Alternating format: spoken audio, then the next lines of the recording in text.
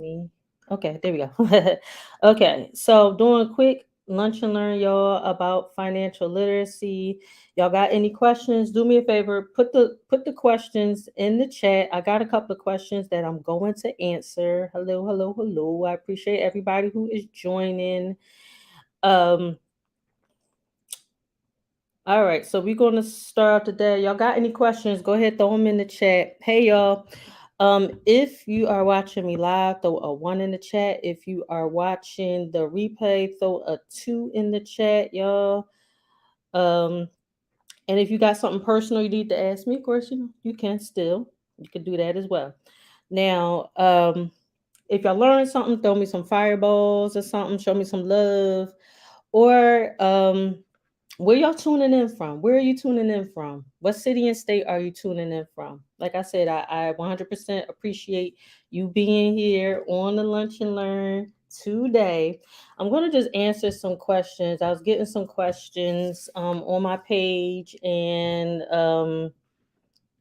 in the groups here. And I don't know what the heck is trying to join. One second, y'all. Okay.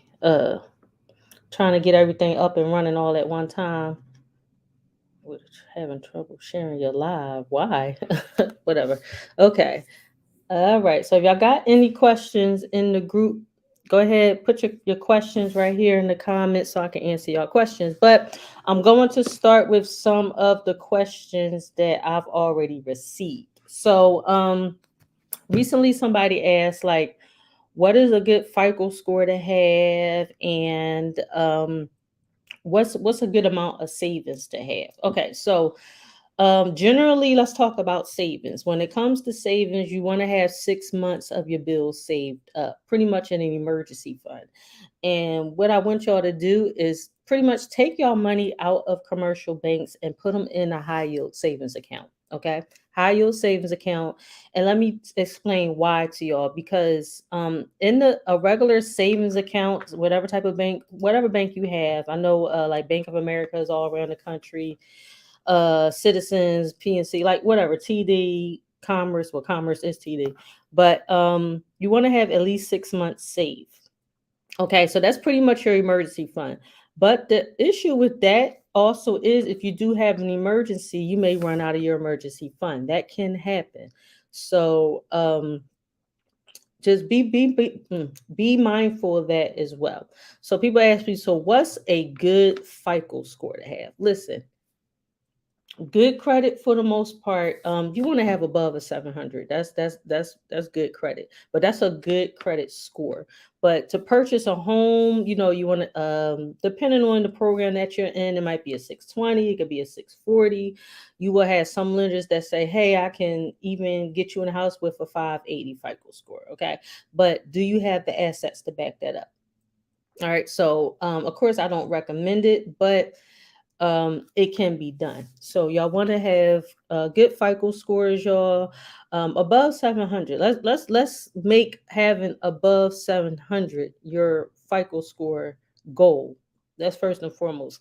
We want 6 months savings at the least. All right. Now, somebody recently asked me, what should your FICO score be when purchasing the house? But like I said, that depends on the type of loans. There are different type of loans. You got like VA loans, you got conventional, you got FHA, stuff like that. So make sure that you have the minimum FICO score that's needed for your program. But understand that the higher your FICO score, the lower your interest rate, which means you will cost less for your house. Please understand it. Y'all, let me get a little lighting in here. My bad. Let me get a little lighting going on because I wanted to make sure y'all could see me. So I closed the windows, of course. But like I said, let me see who's hopping on. Hey, Renee, how you doing? Asia, how you doing?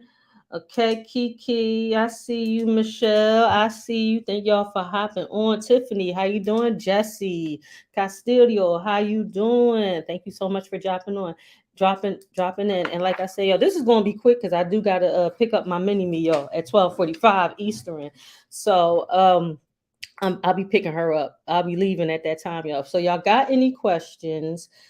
I will answer the question if I can. If it's not my forte or my area of expertise, I won't. I can get the answer for you though. All right. But thank y'all. Manisha, thank you so much. Keisha, thank y'all so much for joining in. Like I said, if you're watching me live, throw a one in the chat. If you're watching a replay, throw a two in the chat, guys. And if you learned something, throw some hearts, so all that good stuff. I really appreciate y'all for being on here.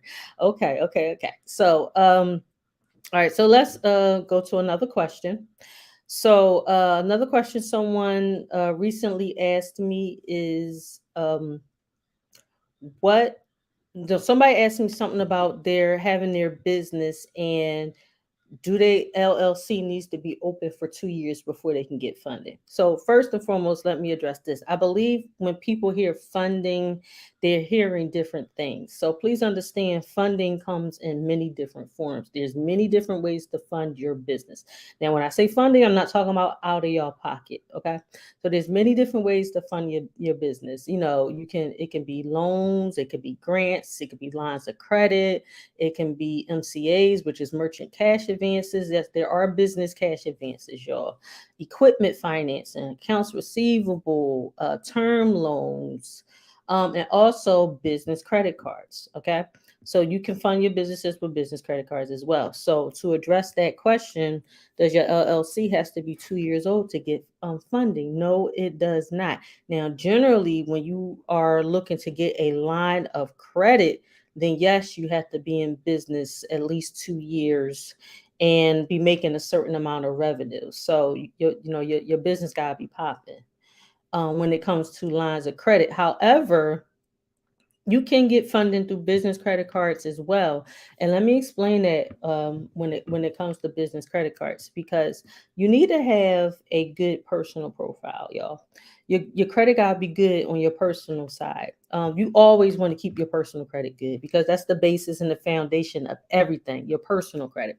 So what you would want to have is, say you got a new business and you want to get some funding for your business. You're like, where do I start? Well, you want to start with your good personal credit. Okay.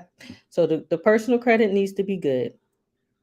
And I'm talking about high scores, high credit scores. At least a 680 is the minimum, y'all. So 680, and these are FICO scores. So we're not talking about Credit Sesame, Credit Karma, nothing like that.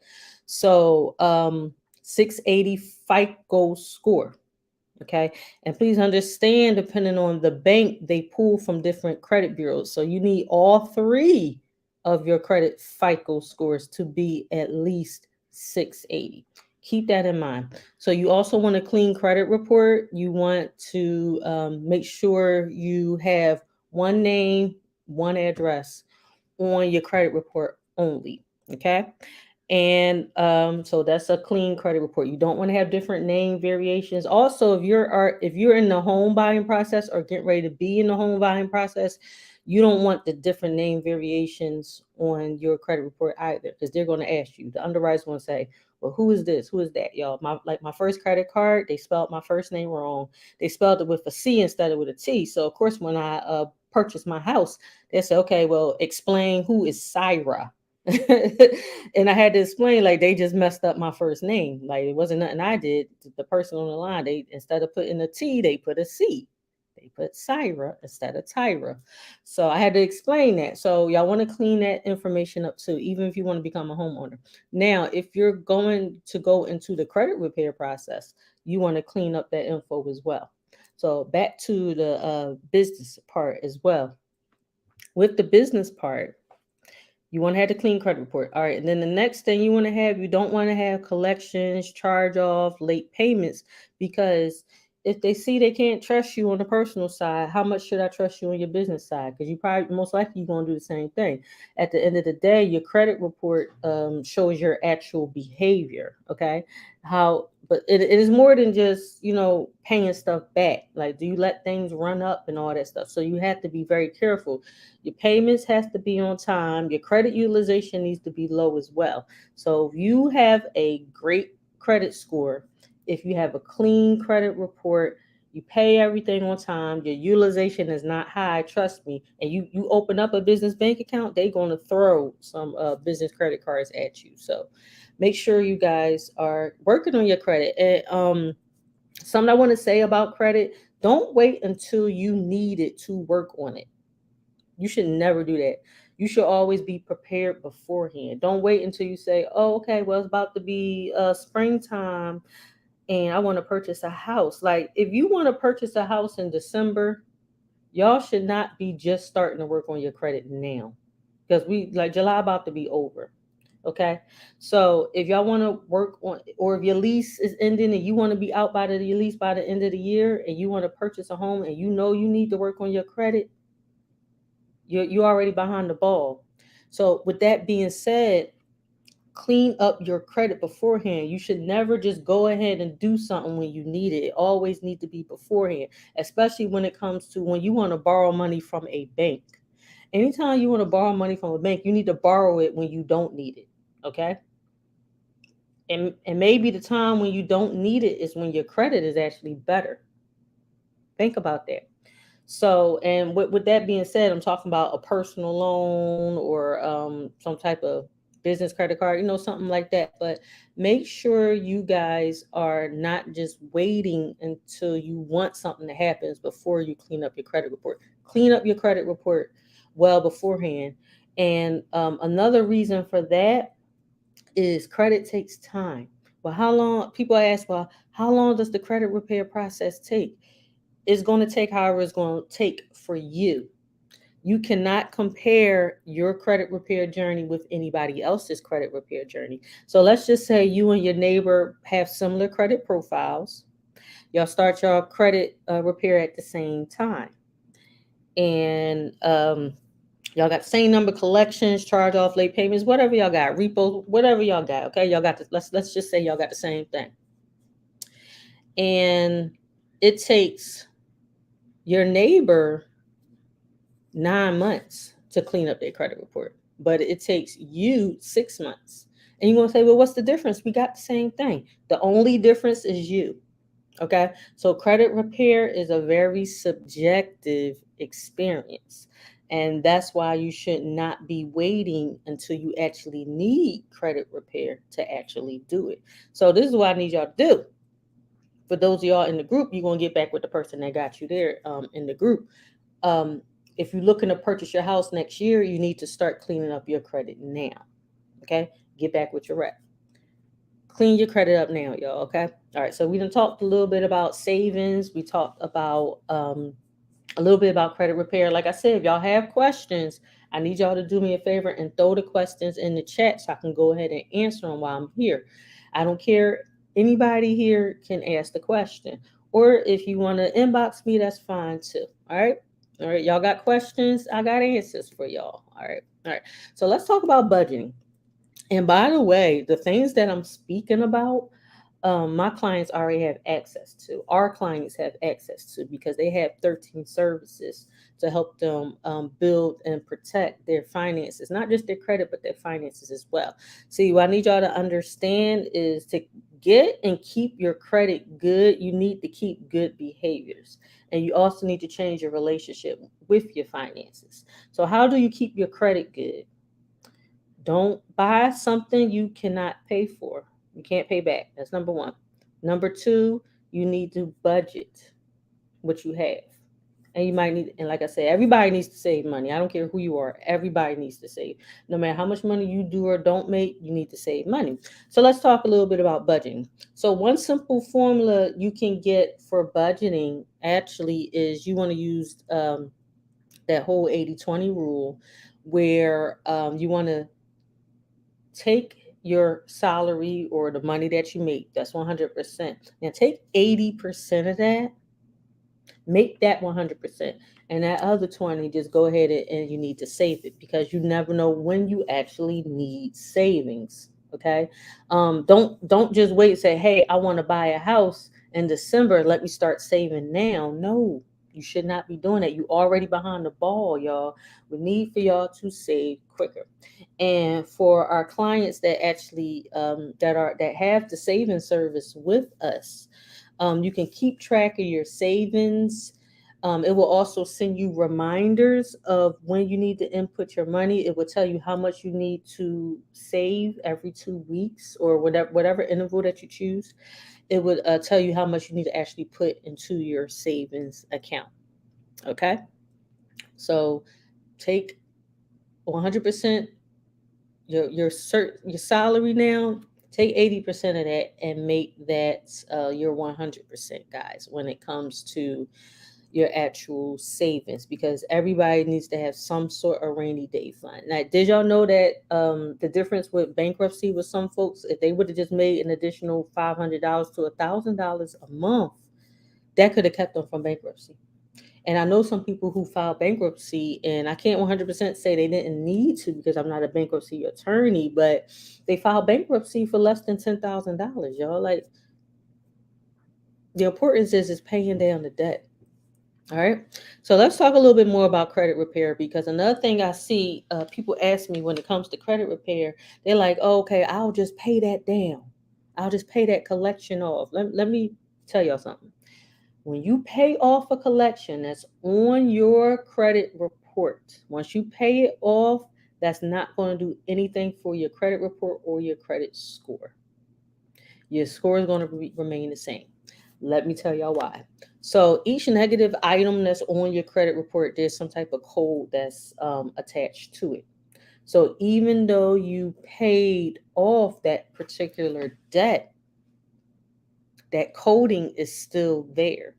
And yes, it can still linger. It's going to linger and it's going to be there. It's going to continue to drag your score down. So that's why the dispute process, the legal dispute process, is so important, because the legal dispute process is actually going to take the negative off. So if that negative item is no longer there on your credit report, is no longer reporting. That code is no longer reporting. That code is not chasing you. And that's going to improve your credit profile. Okay. So that's why you don't pay collections. And then it's other things with that as well. We can speak privately, or you speak with your, person that got you here. You can speak with them privately as well about that. But that not going to help your credit score. Okay. If any of you want to be in our credit group, please let me know, and we can let you in as well. So you can see some of the things I'm talking about in writing. All right.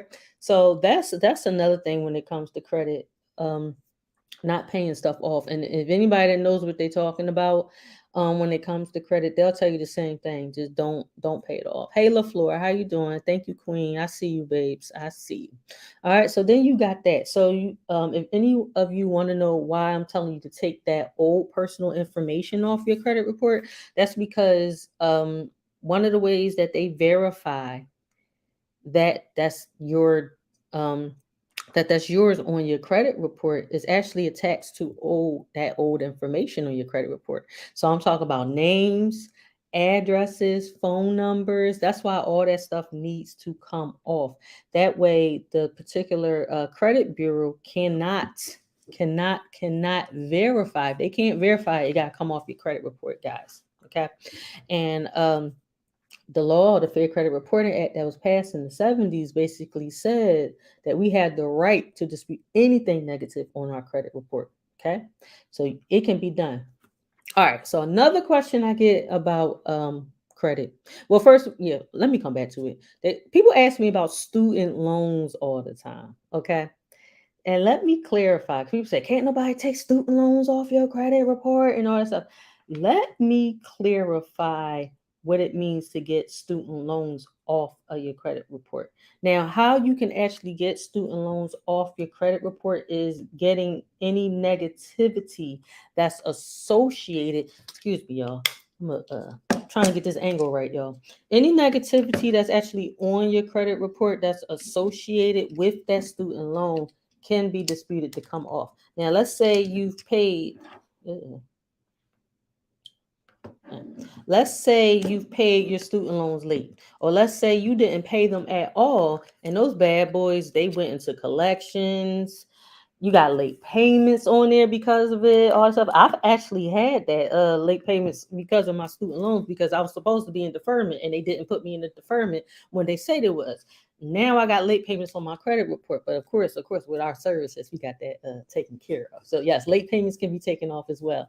So when it comes to the actual student loans, the default that they fall in, the collections that they fall in, um, the late payments associated with those student loans. That's what exactly can be removed from your credit report, improving your credit profile. Now, as far as the money you owe those banks and the government, can't nobody do anything about that except for the banks and the government. And the only way you get pretty much get away from student loans is through permanent disability and death.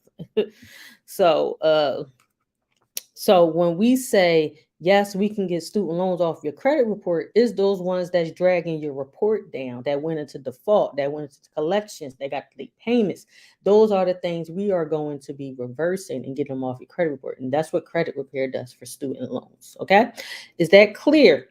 If it's not out, if you need me to actually repeat something, I will. All right. Anybody want to come in and ask any questions in the comments? All right, do me a favor, y'all. Where y'all chiming in from? Throw your city and state in the chat. Didn't have my coffee. Didn't have my coffee. So that's the thing about student loans. Now, I get questions. Another question I've gotten is, so how do I actually dispute things? So always remember, well, number one, when it comes to your personal information on the three credit bureaus, you can actually dispute that online. And you want to do it on paper too. And I'm gonna tell y'all why. I gotta play for y'all. All right. So when you actually do the disputes, you want to use the legal dispute process according to the Fair Credit Reporting Act on paper. Okay. And guess what, y'all? This paper can be typed. This paper can be handwritten. It can be in crayon. It can be in colored pencils. And y'all might think that I'm joking when I say that part, but I'm not. The reason why I'm not joking about the handwriting and crayons and colored pencils, because by doing that, that's get your actual dispute in front of a human being to actually look at. Because when we actually type up dispute letters and send them in, it's going through a machine. Y'all, isn't it? They probably, I'm sure they got hundreds of thousands of disputes to look at a day. They throwing them straight to through a machine. And another thing is, you cannot assume that they actually did their job and actually went through the investigation process, because there's a good chance that they did not go through with the investigation process when it comes to disputing. So please remember that. But y'all need help with that, let us know. Okay? Let us know. All right. So you want to use the legal dispute process on paper. Okay. And the reason why I'm emphasizing on paper, because the internet, things online will say, dispute it right here, dispute it right here. This could increase your credit score. Dispute right here. You don't want to do that. You never want to dispute anything online when it comes to the negative items, with the exception of the personal information. But those negative items, no. And let me tell y'all why. These companies, these third party companies, these collection agencies, and all that stuff, these creditors actually violate our rights all the time. And because of that, we have recourse. You can actually end up suing them and get money back. All that stuff. You can sue the credit bureaus, you can sue creditors, all that stuff, and actually get money.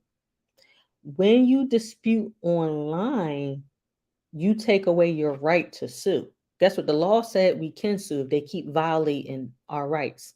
The law say we can sue. They can violate your right by calling at the wrong time. Like if they call you before 8 o'clock in the morning or after 9 o'clock p.m., guess what? They're violating your rights, and it's like $1,000 per violation. So they can actually be sued for that. And they know that. But another thing that they know is they know that we as consumers don't know that, or a lot of consumers don't know it. They know most consumers in this country don't know that. So when you are disputing things online, Credit Karma or whatsoever, then you are taking away your ability to sue. You are taking away your ability to recourse. Not just that, they are controlling the narrative by only limiting you by a certain number of characters. They got a drop down that you got to use. You might say, oh, this is not even an issue, but I'm just going to use this one. No, they're controlling the narrative. And one thing that I know we all do, terms and conditions, like when we open up stuff and it say terms and conditions and we just go ahead and check the box and go with it. They pretty much do the same thing. So when you check the box with them, you're going with what they're saying, guys. Okay. Mhm. So with that being said, do not dispute online. And a lot of times that when you dispute online, it comes right back. Okay. So do not dispute online ever. Don't dispute online. Don't pay collections before going through the dispute process. No, no, no. Do not do it. And you need to have a paper trail when it comes to your credit repair. Remember what they say. It's not about what you say, it's not about what you heard, it's what you can prove. And you can only prove things with paper. Okay. Another thing too, if you ever get a court summons for a debt that you owed in the past, you have to go. Okay? Because if you do not, they will automatically issue a default judgment against you. So you have to go. All right? If you get one and it's enough time between the actual court date, you can actually call the lawyer's office and negotiate something with them. You can do that as well.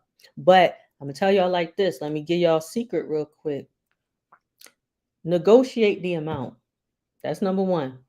And number two, you ask for what's called a pay to delete. Never pay anything on your credit report. Now, the whole idea is for you not to pay what's on your credit report. That I'm gonna tell you like that because they might stop chasing you. But in the event that they do, you're gonna do now. Number one, you're gonna negotiate a lower amount. You're gonna do a settled amount, and then you're gonna negotiate a pay to delete.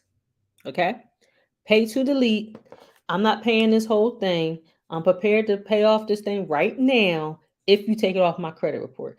And they need to send that back to you in writing. Okay. Now, most likely, now this can be with the original creditor or it can be with the actual collection agency. Okay. And if they tell you they don't do that, ask for the supervisor because they love to lie to us and tell us they don't do something when they do. Okay. So you're going to get that pay to delete letter. As soon as you get that pay to delete letter, I need you to send that to the credit bureaus to make sure it come off your credit report, y'all. Pay to delete. Okay. Now I think I had another question in my group. I'm looking at my group right now. Where'd it go? Looking at the group. Here. Oh, a couple of announcements as well. Tonight we are actually having a financial literacy Zoom at 8 o'clock Eastern Standard Time. If you would like to join, get more information, how you can get help on your credit and your savings, I need y'all to join. I need y'all to jump on at 8 o'clock p.m. Eastern Standard Time. And the Credit is Power Group, get back with your rep. If you're on any of my pages, inbox me or y'all can text me at 844-243-4901. I'll put that in the chat, 844-243-4901. That way y'all can actually get the link, okay? Any questions, comments, concerns, let me know. Send that to the credit bureaus. All right, so I'm sorry, y'all. So it looks like I got a comment. Somebody is asking, what's the best business credit score to have? Okay, when it comes to business credit scores, there's multiple business credit bureaus as well. So everybody knows about Duns and Bradstreet. There's also Equifax Business and Experian Business. There's also Credit Safe. There's also a score. There's also a system called SBFE, and there's also the SBSS. All right. So the main three. First, we want to talk about Duns and Bradstreet. You want to have an 80 or above, and basically the 80 or above depends on how quickly you pay your bills. That's the major factor with business credit. With Equifax, you want to have above a 400. I would say at least a 500. Experian business, same thing, 80 or above. Now, here's the thing. Duns and Bradstreet is the easiest one to actually build, but an Experian Equifax is the hardest one. When you don't have anything, any trade lines reporting to the Equifax business or Experian, you're automatically going to get a failed score or a zero score. So you have to make sure what you're working with, that they actually reports as far as your vendors and all that good stuff. All right. Another announcement I want to make: if you are in Atlanta, guys, we are having a major financial literacy event at the Marriott Gateway, the Marriott by the airport. We actually frequent that place a lot, so I need y'all to go. Okay, if y'all want to go, let me know. And let me tell you some of the topics that's being explored there. So they're going to actually teach y'all about FICO. They're going to teach y'all how to improve your personal credit. They're going to teach y'all about building business credit. And if you actually need credit repair, they're going to talk about how they can help you with your credit repair, your savings, your budgeting, paying down debt, and a will and trust and power of attorney as well. And for you business owners, Rocket Lawyer. Okay. Rocket Lawyer is awesome. Just to let y'all know, Rocket Lawyer is awesome. Let me see here. Oh, somebody asked, what's the best site to actually get your FICO scores from? I'm glad y'all asked that because we actually have like 30 something. This is personal FICO, y'all. We have like 30 something FICO scores. And the only place you can get all of those scores is at myfico.com. And let me explain that. Do y'all ever wonder why, when you go to different sites, you see different scores? Mm. This is because every industry has their own scoring model. Okay. So the score that you see for the car dealership, the score that you see for your mortgage, the score that's being pulled for your health insurance, the score that's being pulled for employment, the score that's being poured for the car dealership. These are all different scores. And you can see all those scores at myfico.com. And the scores that matter is the actual FICO scores, y'all. Okay. What y'all see on things like Credit Karma, Credit Sesame, Credit Wise, Smart Credit, Identity IQ, trying to think some of the other ones, yeah, but y'all know it's a lot of monitoring sites. Those are all what we call Vantage scores, and the Vantage scores, really nobody uses those as far as determining your worthiness for new credit or getting an apartment, things of that nature. So that's why the scores are different everywhere you go. Okay. But how can you improve them scores? Let me tell y'all. The first step to actually improving your scores is getting the old information off your credit report. So that's the first thing y'all want to do. All right. Because what is the charge if you have to pay for the report? So when it comes to your credit report, you can get a free one once per year at annualcreditreport.com. But there are other circumstances where you can get a free credit report more often. And that's when, if you're on public assistance, if you are looking for a job, actively looking for employment, or if you've been a victim of ID theft. So those three things will allow you to get more of your all three credit reports more than once a year. Okay. Another one, she asked, what is the charge if you have to pay for the report? So if you got to pay now with what is it called? Myfico.com, that's actually $30 a month. But it's an excellent, like, I'm going to tell y'all that the myfico.com play.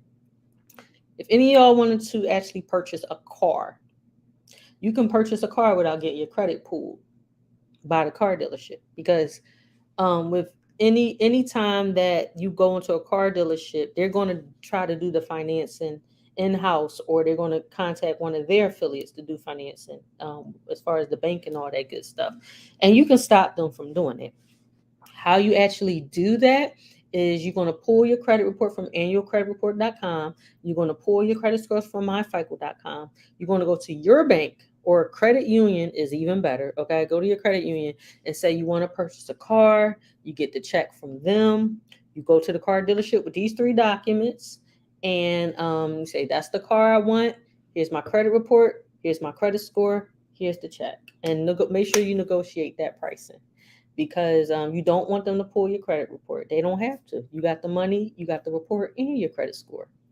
They don't need to pull it, guys.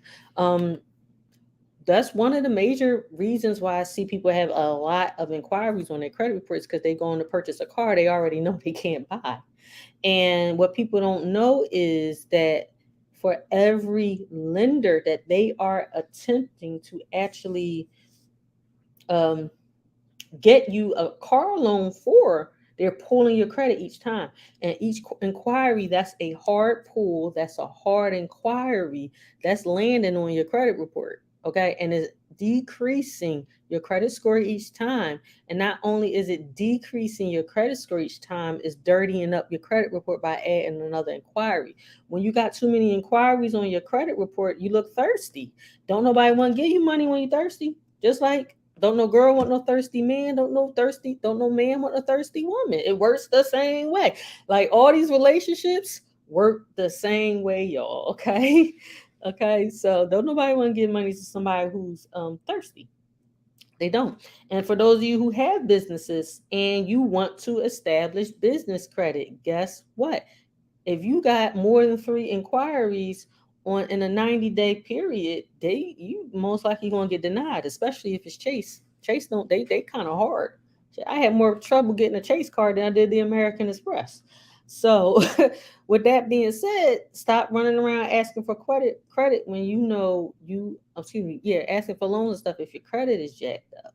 Now I've discussed with y'all multiple times how can you build up your credit score. I'm gonna do it again. All right. So what I need you to do, because you need trade lines to add to your credit report. That's how you're going to increase your credit scores and beef up your credit profiles. And it's important that you need to have these different type of lines of credit, y'all. If y'all pay rent, please add that to your credit report. Add your rent to your credit report. Get yourself a secure credit card. Start off with one, and then get yourself a second one. Okay. Then, if you're paying utilities, have that added to your credit report as well. Or subscriptions, monthly subscriptions. You can have those payments added to your credit report, guys. And I'm not talking about Experian Boost. You're wasting your time with Experian Boost if you are currently in the credit repair process. Because during the credit repair process, your score is going to go up and down a little bit. So if you use your Experian Boost and it does actually increase your credit score, you're going to lose those points most likely. Okay. What you want, if you're going to use Experian Boost, use that after the credit repair process. Okay. Use something like Grow Credit, where it actually reports to all 3 credit bureaus to increase your credit scores with your monthly subscriptions. Grow Credit. Okay. And depending on how you pay your rent is what company you're going to use for your reporting your rent. All right. But like I said, first get the old information off your credit report. You do your credit repair process, and you need to build up your credit report and your credit scores at the same time. This needs to be done simultaneously. Okay. Get yourself that secure credit card. Guys, credit cards are not the devil. Okay. I'm tired of people saying it's the devil. It is not. Okay. Add your rent, add your utilities and car insurance and what else? Cell phone payments, stuff like that. You can add those things. And what else can you add? Oh, credit builder loans or credit builder savings loans. So if you ever heard of stuff like Self and Credit Strong, Covo, Kickoff, those are excellent ways to help you increase your credit scores. You can get these type of accounts with nominal payments each month. So what you do is the terms that you pick, let's say you pay $30 a month. This $30 a month that you're paying gets actually put into a savings account. These payments get reported to the credit bureaus to increase your credit scores. They are excellent. They work excellent. Trust me when I tell you, they work excellent. And after the end of your terms, if you signed up for 1 year, 2 years, whatever you signed up for, you're going to actually get the money back minus their interest rate for the company, because they got to make their money. So with that being said, that's a good way to build up savings and your credit. So make sure they are good investments to make, guys. And in the group, in our credit group, You need help with that? Get back with your rep. My other audiences, you need help with that? Let me know. And we're going to figure out what's best to know for your actual needs. Okay. I got 5 more minutes, y'all. So if anybody want to ask, put any more questions in the comments and all that good stuff, we sure can. But somebody just said, I wish I had known I needed good credit to get funding for my business because, well, I'm not gonna say the rest, but getting funded for your business. Yeah. So let me dispel the myth for y'all that your business credit is not attached to your personal, because it is. And it will be until you're on the highest tiers where you're making millions, multiple millions a year for multiple years. Okay. So yes, your business credit is and will be tied to your personal credit. They say, oh, PG and all that good stuff. Yeah, that's part of the game. Okay. Because like I told y'all, them banks are going to look at your stuff and see, are you responsible? Because if you're not responsible over here, how responsible are you going to be over here on the business side? Makes sense, right? You pretty much are the co-signer as the person. So you are the co-signer of your business as the person. So you might have ABC Company, but Tyra is the co-signer of ABC Company. TL Forever, are you talking about the actual credit builders? If you're talking about the credit builders, you can use Self, you can use Credit Strong, you can use Covo, you can use Kickoff. Those are the things you want to use to help you build up your credit scores and your credit profile, because 10% of your credit score, your personal credit score, is a mix of different types of credit, a revolving and installment. And the reason why it's important to have both, because banks also needs to see if you can handle both kinds of credit. Now, the installment piece is the type of payments that you make every month that has the same payment. So that's like your car note, your mortgages, your personal loans, things of that nature. The revolving is credit cards and lines of credit, because it's a revolving door. You use it, you pay it down, use it, pay it down, basically like this. Now, that's important for personal and business. So let me explain why that's important for business. Over on your personal side, let's say you have all credit cards, but let's say you have installments and no credit cards. When you go apply for stuff on your business, they're gonna look on your personal and say, "Hold on, you don't have any credit cards over here. So how can we trust you to pay credit cards over here?" Okay, so you got to have the mix. You have to show responsibility, because they are very petty when it comes to business credit. But the cool part is business credit is so decent, you get 2 and 3 times the buying power on your business side than you would your personal. And you can start, and then you can get to a point where you can pretty much use all your business where you don't have to even touch your personal too much. That's the goal. That's one of the goals with business credit. Business credit is one of the ultimate cheat codes. Okay. So, with that being said, make sure you are always treating your credit right, and don't wait until you need it to build it. Same thing with business credit. Don't wait until, oh, I see this now. Now I want to start building my business credit. No, build it beforehand. Borrow money when you don't need it. Okay, because if you get some type of loan with business credit, with like business credit cards, you're going to have to use it a little bit to keep it active, because when you don't use business credit, it don't report, and they'll shut you down way quicker than they do on the personal side. So you actually do have to use it, but you can use it just a little bit to keep it open. But on the personal side, you can get a loan and let the loan sit until you need to use it. So, with that being said, y'all, I am signing off. Thank you to everybody who actually joined in. Thank you for you folks who asked questions. Um, somebody else asked another question. I can only see part of it. So, because of that, I will answer it in the group. And that's my reminder to go get baby girl, which I am about to do. So if y'all got if I brought you here personally, make sure you ask me your questions for the credit group. Get with your rep. Okay. All right, y'all. I'm signing off. I'm about to go get my mini me. I had a great time speaking with y'all as usual. Okay. And we will talk later. Y'all be safe out there. Have a great day.